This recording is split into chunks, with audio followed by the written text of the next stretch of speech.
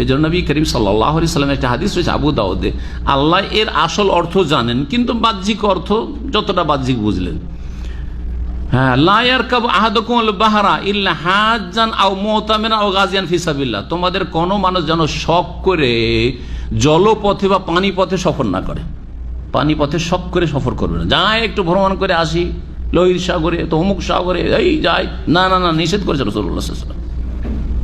আর কারণ হিসাবে বলেনি যে সেখানে হিংস্র জীবজন্তু আছে, পানিতে তোমাকে খেয়ে নিতে পারে, এগুলো বলেননি। কি বলেছে? ফাইন্না তাহতাল বাহরে নারান আও তাহতান নারে মান, কারণ এই সাগরের বা পানির নিচে কি আছে? আগুন আছে, বা আগুনের নিচে পানি আছে। বর্ণনাকারী সন্দেহ। জি হ্যাঁ, এখন এই আগুন কি আছে পানির নিচে? আজকাল পেট্রোলের যুগ, এক শ্রেণীর ব্যাখ্যাকাররা, ভাষ্যকাররা কি করেছেন? পেট্রোল দিয়ে ব্যাখ্যা করেছেন।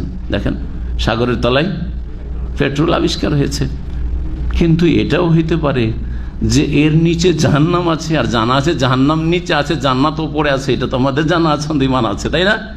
লিন আর সিজ্জিন, তো ফাইন্না তাহতাল বাহরে নারান, আগুন আছে, জাহান্নামের আগুন, আল্লাহ আলম কিভাবে আছে, আর এইটাকে সেই জাহান্নামের অংশ বানানো হবে এই সাগর মহাসাগরগুলিকে। জি, কিয়ামতের দিনে, আল্লাহু আ'লাম।